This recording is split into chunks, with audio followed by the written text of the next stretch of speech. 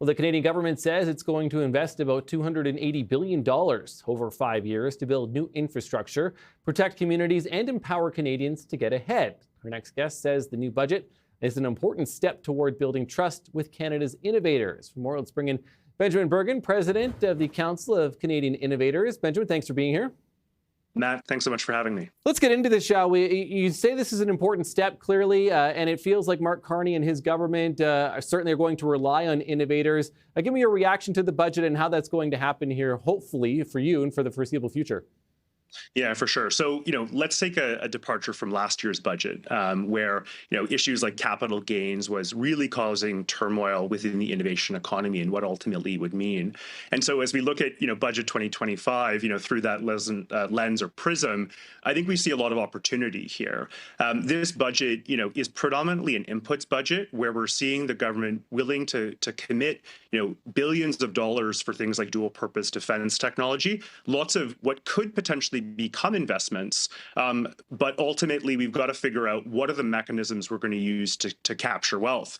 And what I mean by that more specifically is, what does some of the Buy Canadian provisions mean? So when we talk about, investment, how do we turn those dollars on expenditures like, dual purpose defense technology into company creators by, not just buying from foreign multinationals, but also buying from our own domestic players. And so for us at the council, we see the government's commitment to obviously this tremendous amount of, inputs.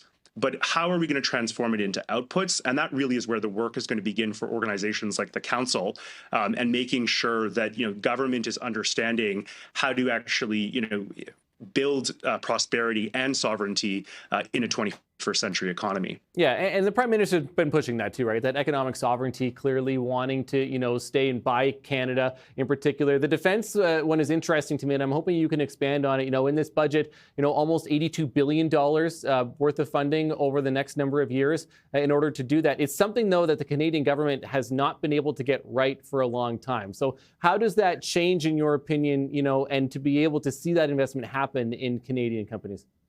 Yeah, so it first begins with a definition and what is sovereignty and what firms are able to access those types of procurement dollars that are also ultimately being purchased. And so, in last year's budget, there was no Buy Canadian language. In this year's budget, it was mentioned 20 times. So, you actually see it as something that the government's wanting to commit on. However, the question is, does Amazon Canada count as a Canadian company? Does IBM Canada count as a Canadian company? And so as we think about what definitions are required in order for us to advance domestic capacity, that will be kind of step one. And that's where we're going to come and work with the government to help them understand that. So, as government is looking at wanting to buy Canadian, what is that definitional framework that's ultimately put in place?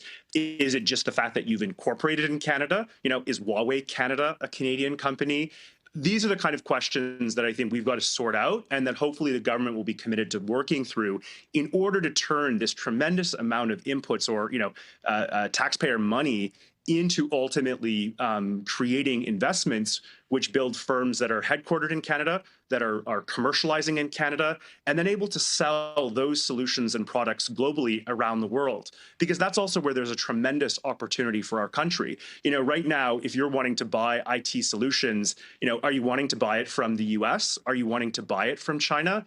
Canada has a real opportunity to be an open, small economy that believes in democracy and the rule of law, and believes ultimately in commerce that's in fair trade. And so this is an opportunity for us to not only build better firms here in Canada for our own people and to strengthen our sovereignty, but also use it as an economic driver to sell the goods and services that the world needs and ultimately will want to buy from us because of our values. And so if that happens for you too, if we talk about defense, but even, take, the housing, a sector in particular too, right? Canada, we had a conversation earlier, Canada lagging behind in modular housing. The opportunities you're saying are there. For sure. Canada is great at invention. Where we often stink is at the innovation or the commercialization of these elements. And so how do we take the really good, smart ideas? We often talk about how, Canada is the birthplace of AI with folks like Jeffrey Hinton, Yashio Bengio. Folks on this program might not know this, but Ozempic was actually created at the University of Toronto and ultimately commercialized by a Danish company, right? Mm-hmm. So we're really good at coming up with these ideas. We now just need to have that next step, which is really the commercialization of it. So, I don't think it really matters what sector you put Canadians' minds to. We can come up with the invention to solve it. The question now is, can we actually work on the commercialization of it? And that's ultimately what creates a return on investment for the country. And so this is mission critical for us as a country to get right. And, as I put before, the government is definitely putting inputs in a lot of the right places. The question now will be, what's the follow through? And as William Blake would say, execution is the chariot of genius. And that's the moment that we're now in with this government. Benjamin Bergen, president of the Council of Canadian Innovators. Thanks for your time again today.